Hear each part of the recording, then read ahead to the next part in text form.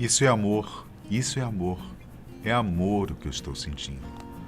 As músicas de Bob Marley são repletas de mensagens de paz e amor. E era exatamente isso que ele gostava de transmitir para quem era fã de suas músicas. Bob Marley morreu jovem, mas deixou um legado impressionante. Hoje, eu tentarei contar um pouco sobre quem foi o rei do reggae. Entre partidas de futebol, shows, a luta contra o câncer e até uma tentativa de assassinato, Bob Marley até hoje vive no coração dos fãs. Eu sou Benjamin e é um prazer ter você aqui conosco. No dia 6 de fevereiro de 1945, pouco antes do fim da Segunda Guerra Mundial, nasceu Robert Nesta Marley, na cidade de Nine Mile, na Jamaica. Bob era filho de uma jovem negra chamada Cedella Booker. Seu pai era o capitão Norval Marley, um inglês branco de meia idade. Bob Marley praticamente não teve contato com o pai.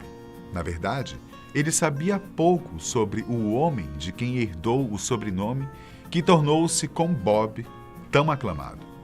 Norval deixou a mãe de Bob antes mesmo dele nascer, mas frequentemente os ajudava financeiramente. Porém, ele morreu quando o filho tinha apenas 10 anos de idade. O garoto seguiu criado pela mãe, Cedella, até quando ela casou-se com Todd Livingstone, no final da década de 1950. Naquela época, Bob Marley foi morar em Trench Town, uma favela do município de Kingstown, a capital da maior cidade da Jamaica. Desde pequeno, a vida de Bob foi complicada. Por ser um filho de uma negra com um branco, os negros locais o rejeitavam. Foi ainda na infância que Bob Marley passou a desenvolver um olhar crítico perante os problemas sociais, o que mais tarde teria uma grande influência em suas músicas. Quando Bob conheceu Bunny, filho do seu padrasto, ele começou a ter uma forte ligação com a música.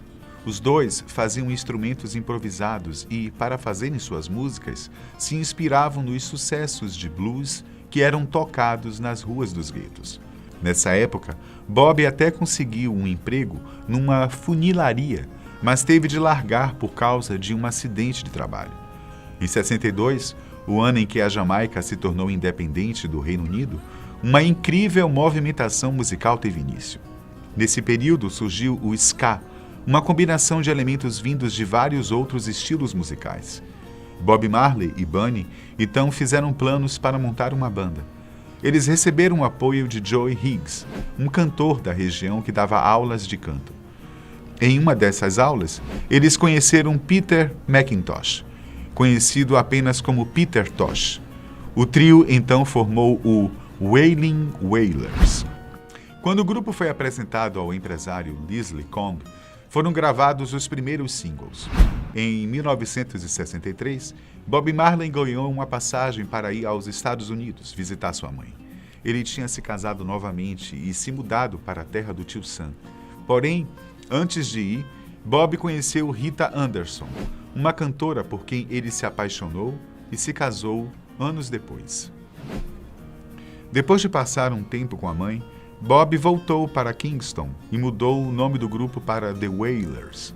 Nessa época, Marley também começou a se interessar pela cultura Rastafari, algo que seria determinante em sua vida. Alguns anos depois, inclusive, a música de Bob já refletia sua nova crença. Em 71, ele assinou contrato com a CBS, mas o projeto foi um verdadeiro fracasso. Naquele mesmo ano, como última cartada na Europa, Marley dirigiu-se aos estúdios da Island Records, em Londres, e perguntou se podia conversar com Chris Blackwell, o fundador da gravadora. A conversa seria produtiva e certamente um marco. Chris Blackwell era um jamaicano como Marley, mas branco e descendente de ingleses. Ele havia fundado a Island Records na Jamaica, ainda no final dos anos 1950, e já estava envolvido com a cultura musical de lá. A Island, além de exportar a música jamaicana para o mundo, ainda na década de 60 também expandiu seus negócios para o rock and roll. Assim, quando Marley deu seus primeiros passos dentro da Island, ele estava com a mais quente das gravadoras independentes da época. Então, veio o primeiro disco de sucesso do grupo, Catch a Fire. Esse foi o pontapé para alavancar a carreira de Bob e de seus amigos. No ano seguinte, o grupo fez apresentações na Inglaterra e nos Estados Unidos.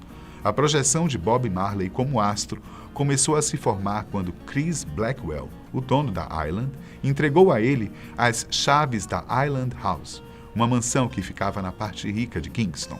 Na casa, toda a família de Marley, amigos do gueto, rastafaris e quem quisesse jogar uma partida de futebol poderiam ter acesso livre. O segundo disco da banda foi Burning, lançado apenas 3 anos depois. Músicas como Get Up, Stand Up e I Shot the Sheriff começaram a ganhar público tanto na Europa como nos Estados Unidos. O grupo arrancou elogios de Paul McCartney, Mick Jagger e até do famoso Eric Clapton, que chegou a gravar a canção I Shot the Sheriff, de Marley. Em 74, um ano depois do segundo álbum, veio o disco Natty Dread. Esse foi seu maior estouro e o sucesso foi muito grande graças à canção No Woman No Cry, que chegou ao topo da parada inglesa. Nesse período, a banda já não contavam com Bunny e Peter Tosh, que tinham sido substituídos por cantoras como Rita, a mulher de Bob. Um fato que pouca gente compreende bem porque se deu. No mesmo fôlego, em 76, foi a vez do disco Rastaman Vibration, um trabalho que fez o cantor ter ainda mais fama nos Estados Unidos. Até porque, a essa altura, na Jamaica, a sua fama já estava mais que consolidada, e em grande parte, graças às mensagens de suas músicas. Nas eleições parlamentares na Jamaica de 1976, havia quase uma guerra civil entre pessoas que defendiam partidos distintos. Bob Marley, então, junto a seu grupo, resolveu fazer um show de graça para promover a paz.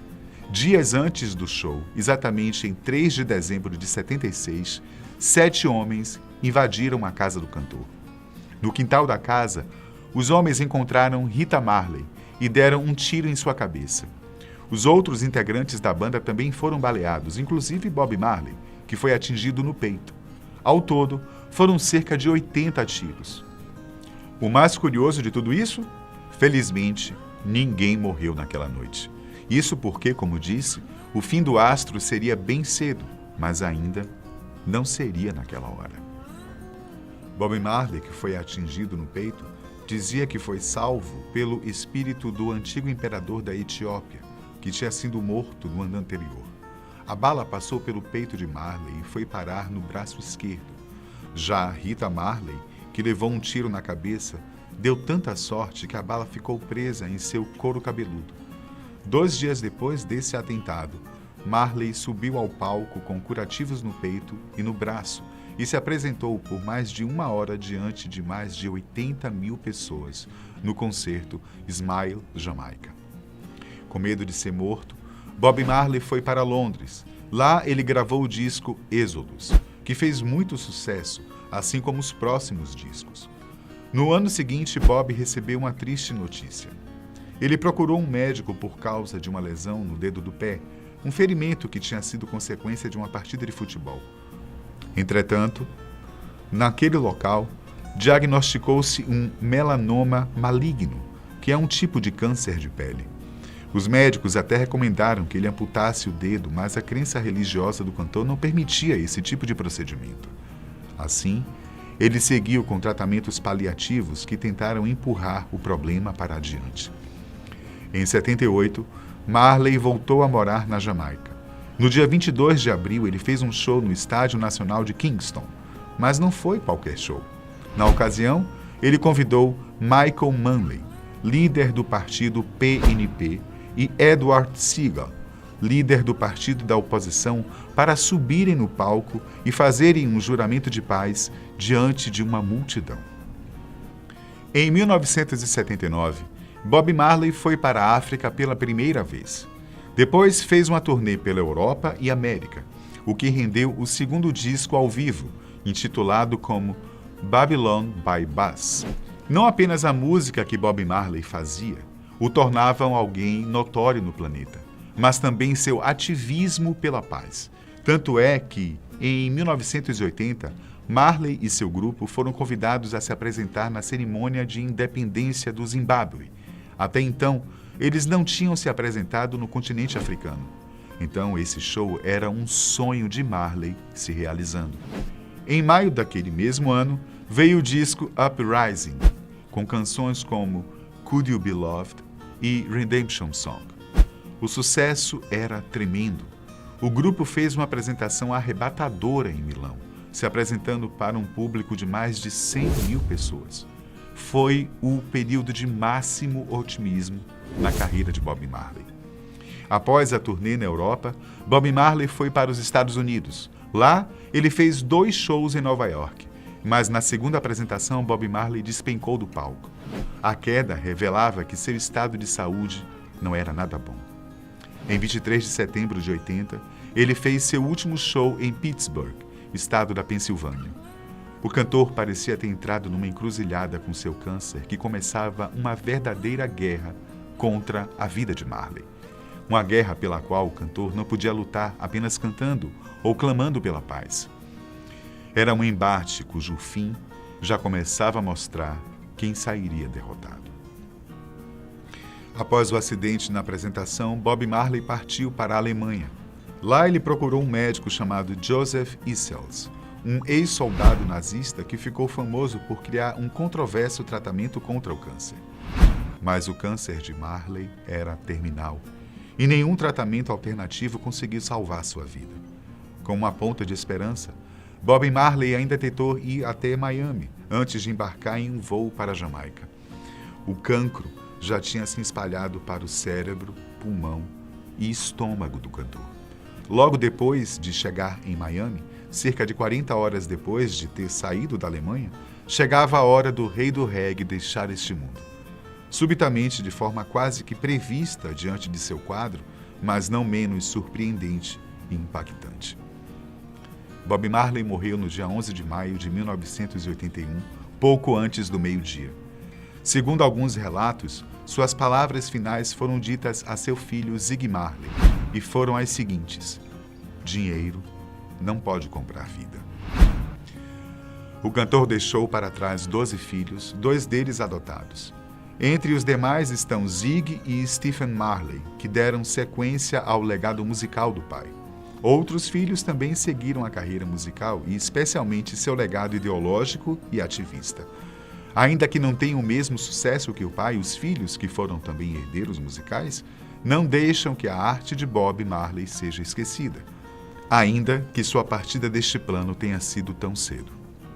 Essa foi a história de vida e morte de Bob Marley, considerado por muitos uma das maiores vozes de um povo pobre e oprimido, e um dos maiores defensores da paz, da liberdade e da igualdade social e de direitos. Por hoje, é isso. Até o próximo.